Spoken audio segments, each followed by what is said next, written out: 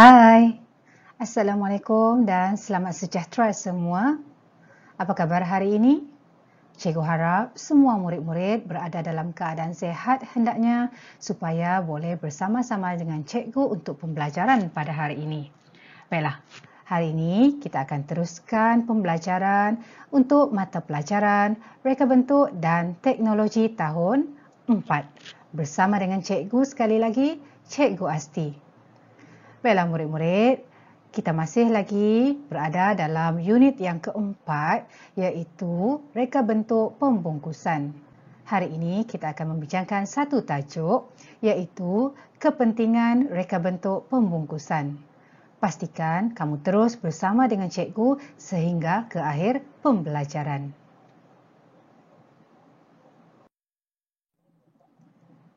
Sebelum kita teruskan pembelajaran pada hari ini, mari kita lihat standard kandungan untuk tajuk kita pada hari ini, iaitu 4.1 Reka bentuk pembungkusan produk. Manakala, standard pembelajaran pula ada dua di sini. Yang pertama, 4.1.3 menerangkan kepentingan reka bentuk pembungkusan produk, dan yang kedua, 4.1.4 menjana idea bagi menghasilkan lakaran bermaklumat reka bentuk pembungkusan yang akan dihasilkan. Kita lihat paparan berikutnya. Sekarang, kita lihat pula objektif pembelajaran pada hari ini. Pada akhir pengajaran dan pembelajaran, murid akan dapat menerangkan kepentingan reka bentuk pembungkusan produk. Manakala, kriteria kejayaan pula, murid berjaya menceritakan kepentingan reka bentuk pembungkusan produk. Mari kita mulakan pembelajaran untuk tajuk kita pada hari ini, iaitu kepentingan reka bentuk pembungkusan. Kamu boleh rujuk buku teks Reka Bentuk dan Teknologi pada halaman 58. Pembungkusan produk perlu direka mengikut kesesuaian dan keperluan produk. Maksudnya di sini, kita perlu hasilkan satu pembungkusan yang sesuai dengan produk.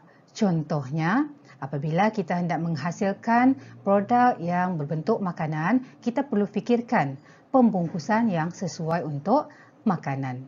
Boleh faham kan murid-murid? Okey, baiklah. Mari kita lihat kenapa ataupun apakah sebab kenapa kita perlu hasilkan pembungkusan mengikut kesesuaian ataupun keperluan produk.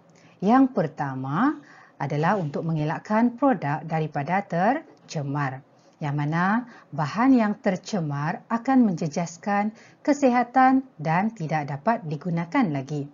Sebab yang kedua, untuk mengawal keselamatan produk. Keselamatan produk dapat dipelihara daripada kerosakan ataupun kebocoran.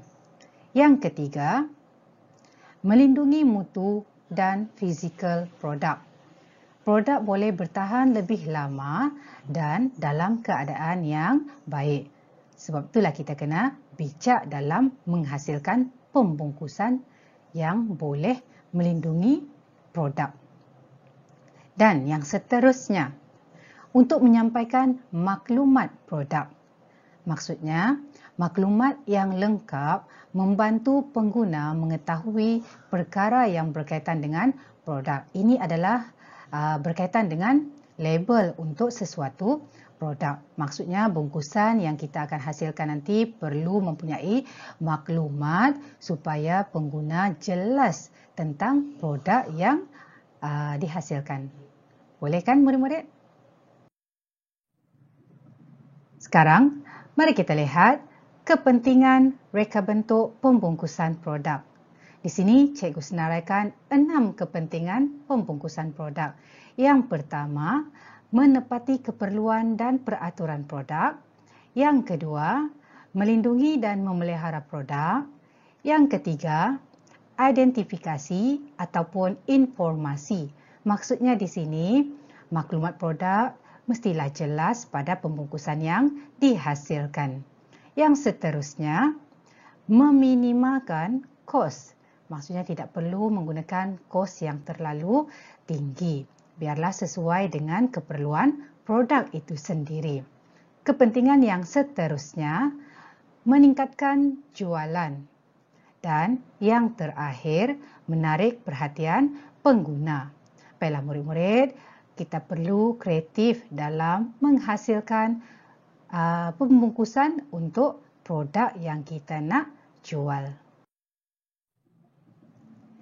Di sini cikgu berikan contoh-contoh reka bentuk pembungkusan produk. Perhatikan pada gambar yang diberikan. Reka bentuk setiap produk adalah berlainan. Terpulang pada kesesuaian dan keperluan produk itu sendiri. Kita perlu bijak memikirkan bentuk yang bagaimana yang sesuai untuk produk yang dihasilkan. Menarik kan murid-murid? Sekarang, mari kita teruskan untuk aktiviti yang seterusnya, iaitu menjana idea. Sebelum menghasilkan sesuatu pembungkusan, kita perlu jana idea terlebih dahulu. Mari kita lihat item-item ataupun maklumat-maklumat yang diperlukan dalam menjana idea. Yang pertama, bahan dan alatan yang sesuai. Kita perlu fikirkan apakah bahan ataupun apakah alatan yang diperlukan dalam reka bentuk pembungkusan yang ingin kita hasilkan. Yang kedua, kesesuaian mengikut produk. Kita perlu fikirkan kesesuaian bentuk pembungkusan yang kita nak hasilkan perlu sesuai dengan produk yang kita pilih. Yang ketiga, reka bentuk yang menarik. Yang ini kita perlu sedikit kreatif dalam menghasilkan bentuk pembungkusan yang menarik supaya kita boleh tarik perhatian pengguna. Baiklah, yang seterusnya, saiz yang bersesuaian. Yang ini kita perlu fikirkan, lihat kepada saiz produk, baru kita fikirkan saiz pembungkusan yang sesuai. Boleh murid-murid? Baik, mari kita sambung untuk aktiviti menjanakan idea. Kita lihat contoh yang diberikan. Hasilkan satu produk yang berkaitan dengan reka bentuk pembungkusan. Contoh yang diberikan dalam buku teks kamu adalah bekas makanan saya. Kita perlu fikirkan apakah bentuk reka bentuk untuk bekas makanan. Diberikan 3 lakaran. Kita lihat dulu lakaran yang pertama. Cuba perhatikan pada lakaran yang pertama, berbentuk seperti sebuah kotak. Kita lihat pula lakaran yang kedua. Kita boleh ubah sedikit daripada lakaran yang pertama. Cuba perhatikan perbezaan di antara lakaran yang pertama dengan lakaran yang kedua. Ini hanya idea ya murid-murid. Kita perlu jana seberapa banyak idea dalam menghasilkan pembungkusan. Seterusnya lakaran yang ketiga. Cuba tengok bentuk lakaran yang ketiga yang mana ditambah lagi sedikit iaitu mempunyai tali. Baiklah murid-murid, daripada ketiga-tiga lakaran ini kita akan pilih satu lakaran yang terbaik dan kita akan teruskan untuk proses yang seterusnya iaitu menghasilkan lakaran yang bermaklumat. Tetapi untuk lakaran bermaklumat kita akan sambung pada tajuk yang seterusnya. Tugasan kamu pada hari ini mudah sahaja yang mana kamu perlu cuba untuk hasilkan satu produk berkaitan dengan reka bentuk pembungkusan mengikut kreativiti kamu sendiri. Kamu boleh pilih satu produk dan cuba hasilkan reka bentuk pembungkusan dengan produk yang kamu telah pilih. Boleh murid-murid?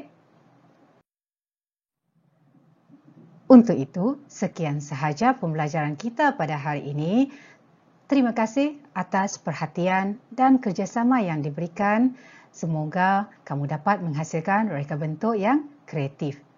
Bye-bye.